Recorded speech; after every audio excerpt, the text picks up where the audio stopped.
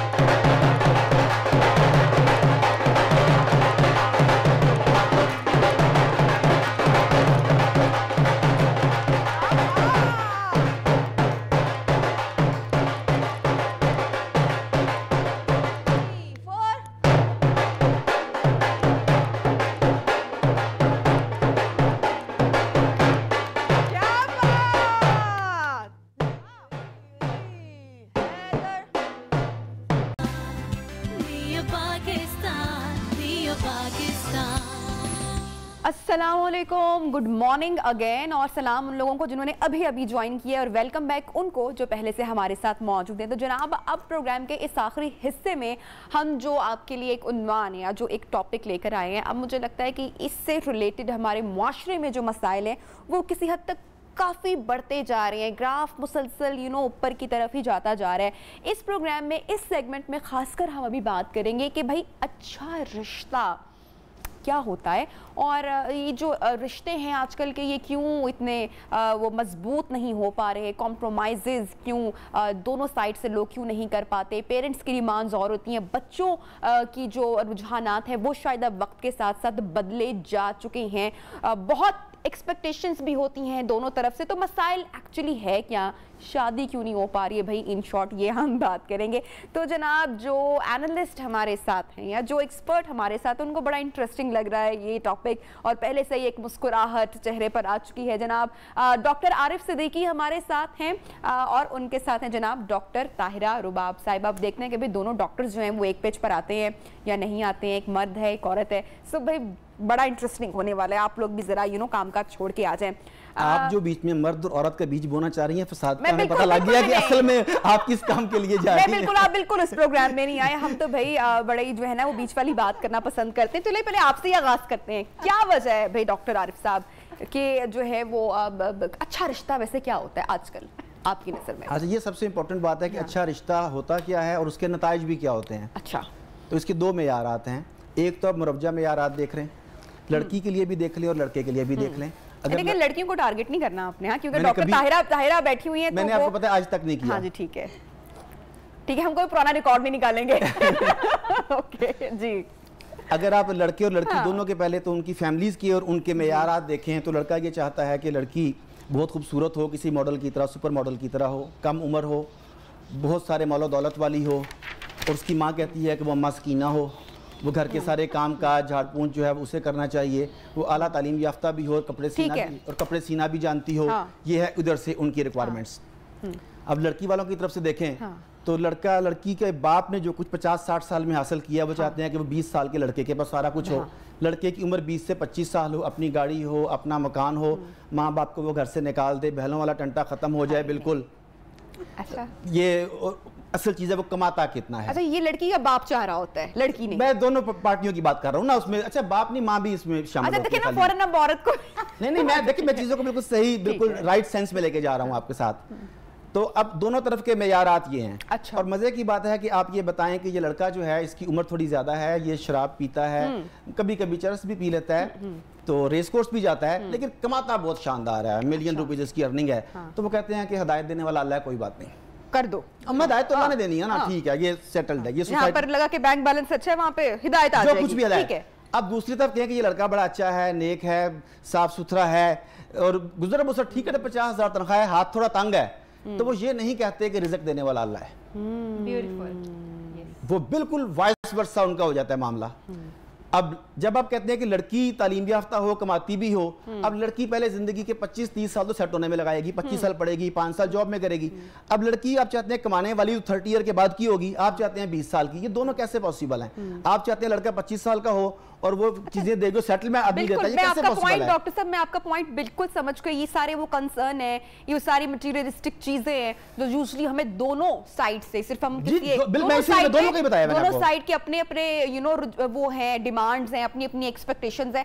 तो आज की जो जनरेशन है, मुझे लगता है उन्होंने ये मसला ही ख़त्म कर दिया है, उनकी सोच या अप्रोच टोटली डिफरेंट हो गई है। अच्छा, रिसेंटली आपने एक जो है वो मामला कल सोशल मीडिया पर बहुत ज़्यादा गर्दिश करता रहा, आज भी उसकी बड़ी धूम मची हुई है, आपकी नज़र से यकीनन गुजरा होगा, जो मलाला यूसुफज़ई का जो सामने वो जो नया स्टेटमेंट आया है, उसमें जो उनका जिनका कहना है कि भाई लोग शादी करना, मैरिज कॉन्ट्रैक्ट की जरूरत ही क्या जरूर, निकाह की जरूरत क्या है, आप पार्टनरशिप भी कर सकते हैं। तो इनडायरेक्टली वो जो था वो ये कहना चाहते हैं कि कॉन्ट्रैक्ट, मैरिज कॉन्ट्रैक्ट, उसे निकाह का नाम दे लें, कुछ भी दे लें, तो वो उसे साइड पे करना चाहती हैं। ये स्टेटमेंट आपको कैसी लगी? ये स्टेटमेंट आना मलाला की तरफ से आना, being a Muslim girl, being a Pakistani girl. Simple सी बात करता हूं, अगरचे इसके बाद वो मुझे पता है कि एक तूफान भी खड़ा होगा, लेकिन जो सीधी सी बात ये है कि ये औरतों के हकूक के नाम पर औरतों के हकूक पर डाका मारने की कोशिश है।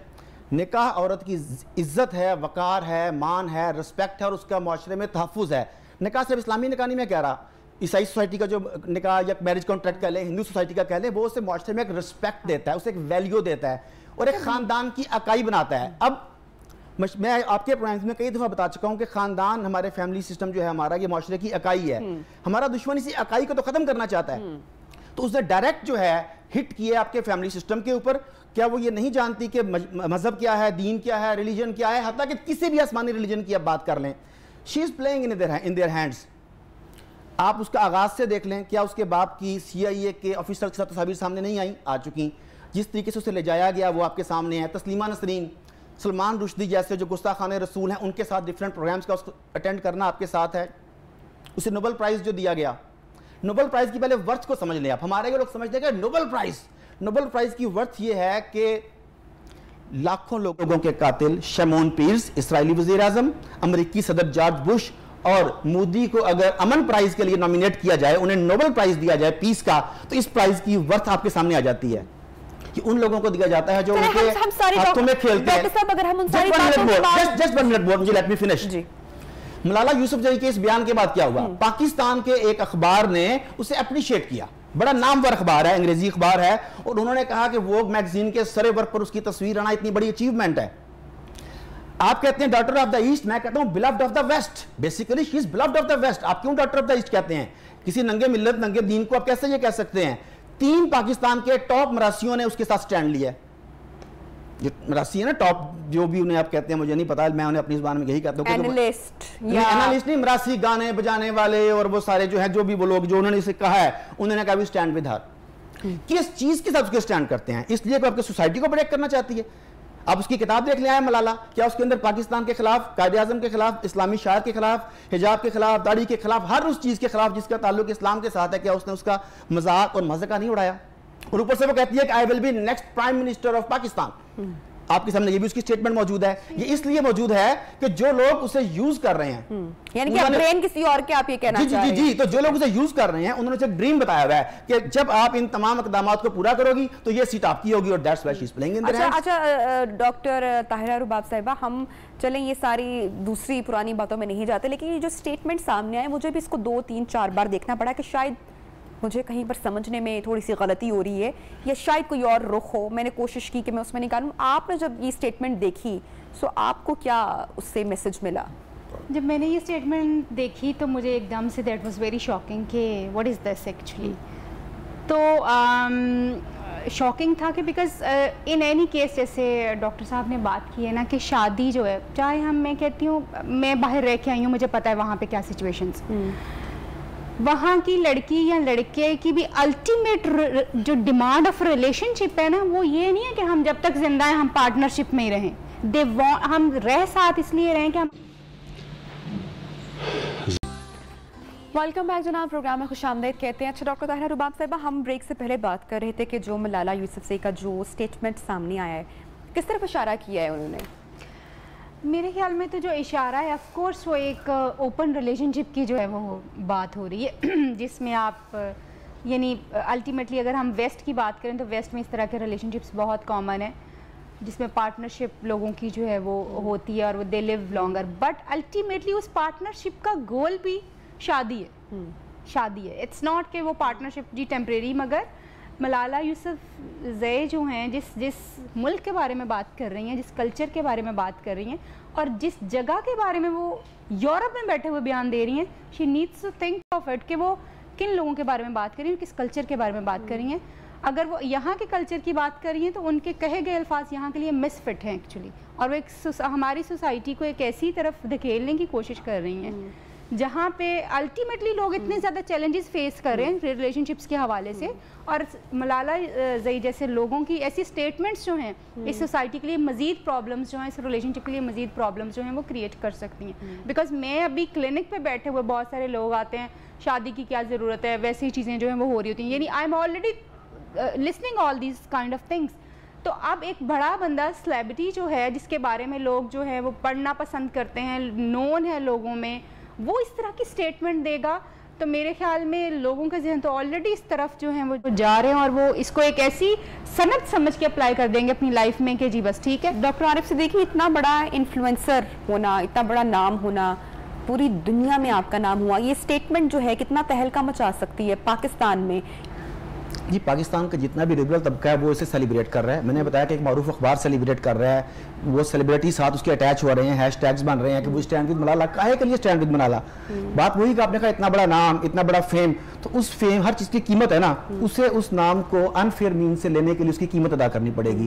جب آپ سلیو ہیں وہ آپ کو کہتے ہیں کہ یہ دیں گے مگر یہ تمہیں کرنا پڑے گا. آئی تھنک کہ یہ اس کی اسٹیٹمنٹ نہیں ہے. اس سے آئی تھنک جو پیچھے سے اس پپٹ کو چلا رہے ہیں نا, یہ ان کی طرف سے اسے کہا گیا ہے کہ اب تم نے یہ اسٹیٹمنٹ دینی ہے, ہم پاکستان میں دیگر ممالک میں ریئیکشن دیکھیں گے, ہم اسے پھر کاؤنٹر کریں گے تاکہ تم جاؤ جب بھی تو اس چیز کو ہمارے مطابق مینج کر سکو. میری یہ رائے ہے. ٹھیک ہے, یہ اس طرف بھی اشارہ ہو سکتا ہے کہ لڑکیوں کو جو تشدد کیا جاتا ہے یا جو ڈومیسٹک وائلنس کیا جاتا ہے یا جو شادیاں ہمارے یہاں ناکام ہو رہی ہیں اس کے ڈر سے not at all, کیونکہ دیکھیں جو آپ بات کر رہی ہیں وہ عورتوں کے حقوق کی بات ہے. ملالہ یوسفزئی نے, میں ریپیٹ کرتا ہوں, عورتوں کے حقوق پر ڈاکہ مارنے کی کوشش کی ہے. سب سے بڑا حق عورت کا نکاح ہے, وہ چھیننا چاہتی ہے اس سے. آپ نے پوری سٹیٹمنٹ دیکھی, میں چاہوں گی کہ ٹی وی پر بھی ایک بار وہ پوری سٹیٹمنٹ دکھائی جائے, کیونکہ ہم بار بار کہ شاید جو ہے اس سے کوئی اور مطلب بھی نکلتا ہو ہم اس پر. ڈاکٹر طاہرہ آپ کچھ کہنا چاہ رہی تھی, ایڈ آن کرنا؟ میں یہ کہنا چاہ رہی ہوں کہ یہ نکاح کے بارے میں صرف عورتوں کے لیے نہیں, میں سمجھتی ہوں کہ یہ مردوں کے حقوق کے اوپر بھی ایکول ایک ڈاکہ جو ہے وہ ہے.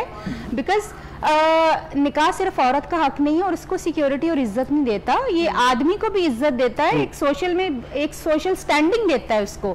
بیکاز آپ دیکھو کہ وہ آدمی جو کہ انفارچونیٹلی 40s اور 45 میں کہیں چلا جاتا ہے یا 50 میں چلا جاتا ہے اور وہ ان میرڈ ہوتا ہے, لوگ اسے انسیکیور ہوتے ہیں, فیملیز اسے انسیکیور ہوتی ہیں, اس کو اپنی فیملی میں آنے نہیں دیتی, ٹھیک ہے. مگر اسی ایج کا بندہ جو کہ میرڈ ہے, بے شک اس کے بچے ہوں یا نہ ہوں مگر وہ میرڈ ہے, آپ دیکھو گے کہ لوگ اس کے اپنے گھر میں آنے کے اوپر نہ تو انسیکیور ہوتے ہیں نہ کچھ ہوتا ہے, اس کی ایک سوشل اسٹرانگ سٹینڈنگ ہوتی ہے بھائی.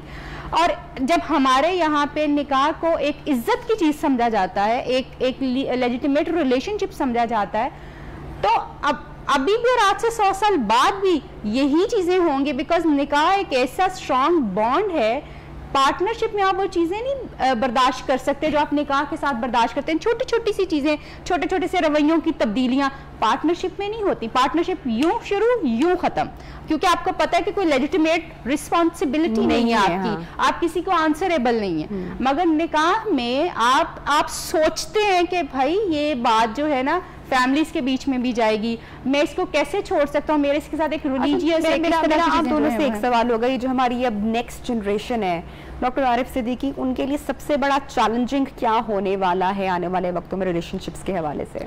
یہی جس کی بنیاد آج رکھی جا رہی ہے. دیکھیں اس وقت ہم پہلے بھی بریک میں بات کر رہے تھے کہ لڑکے رسپانسبلٹی لینے کو تیار نہیں ہیں, لڑکیاں ڈریم ورلڈ میں رہنے کی عادی ہو چکی ہیں. یہ تو پہلے سے مسئلہ خراب ہو گیا. ذمہ دار کون ہے اس پوری سچویشن کا اگر ہم دیکھیں؟ اسے کسی ایک کو نہیں کہہ سکتے, وہ بھی ہوگا, آپ اسے ایک نہیں کہہ سکتے, یہ ایک کلیکٹیو ہے جس میں آپ کی سوسائٹی ہے. ویسٹ تو تب ہوگا نا جب ہم اگر ویسٹ کی تھاٹ کو پسند کر رہے ہیں اور لے کر آ رہے ہیں تو پھر تو ذمہ دار ہم ہوئے. جی ہم کر رہے ہیں نا, وہ بھی ویسٹ کی تھاٹ کو ایک تو ہم لے کے آ رہے ہیں, دوسرا ویسٹ اپنی تھاٹ کو این جی اوز کے ذریعے فنڈنگ کے ذریعے پروموٹ کر رہے ہیں, اسے پروموٹ کر رہا ہے. ایک چیز جو لوگوں کے سامنے بار بار دکھائی جاتی ہے, انہیں بار بار اس چیز کو پروموٹ کیا جاتا ہے, وہ اسٹیٹس سمبل بتایا جاتا ہے. جیسے کہ ہم ایکسٹرا میرٹل افیئرز کی بات کرتے ہیں تو ہم کہتے ہیں خاص کلاس میں, یہ بالکل عام سی بات ہے. اب جو آدمی اس خاص کلاس میں شامل ہونا چاہتا ہے وہ مینٹلی پریپیئر ہوتا ہے کہ I have to do this, this and that. تو اس میں ویسٹ بھی شامل ہے, اس میں ہمارے اپنے بڑے بھی شامل ہیں, اس میں ہماری اپنی یوتھ بھی شامل ہے, اس میں ہمارا میڈیا بھی شامل ہے, اس میں ہمارے گورنمنٹ کے جو تحفظ کے نظریاتی سرحدوں کے تحفظ کی ذمہ دار ادارے ہیں وہ بھی شامل ہیں.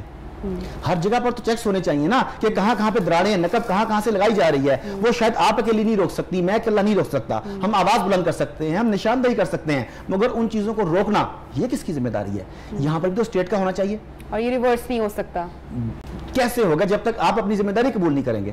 دیکھیں چھوٹی سی مثال دیتا ہوں, جب قندیل بلوچ کا جب قتل ہوا تو مختلف ٹی وی پروگرامز کے اوپر آ کے پروگرام ہوئے کہ یہ اسلام کے خلاف ہے, قتل اسلام کے خلاف, جس طرح سے اس کا قتل کیا, جس نام کے اوپر کیا. یہ پروگرام اس وقت کیوں نہیں ہوئے جب قندیل بلوچ گل کھلا رہی تھی تو لوگ کہتے کہ اسے اس وقت پروگرام کرتے کہ یہ جو کچھ ہو رہا ہے یہ اسلام کے خلاف ہے, یہ جو ادارے اس پہ ایکشن نہیں لے رہے یہ اسلام کے خلاف ہے. یہ اس وقت بھی تو ہونا چاہیے تھا نا. تو جب آپ اسپیچ والے تباہ کر تو بڑی باتیں کر رہے تھے کہ بھی ان کا ذاتی زندگی ہے. یس یس, تو اس سے دیکھیں اس کی کہتے ہیں مجھے مکہ ہوا میں لہرانے کی اجازت ہے اس وقت تک جب تک آپ کا ناک اس کی زد میں نہ آ جائے. تو جب آپ وہ ٹی وی کے اوپر سوشل میڈیا کے اوپر پروموٹس کے ذریعے ایڈز کے ذریعے آپ میرے گھر میں پہنچ رہی ہو, میرے بچوں تک اپنا وہ ایک خاص ویژن جو ہے دے رہی ہو, تو میں تو پھر اریٹیٹ ہوں گا نا. ڈاکٹر طاہر صاحب, بڑا کہ لبرل معاشرہ اس سے بنے گا تو اس میں معاشرے میں سدھار آئے گا؟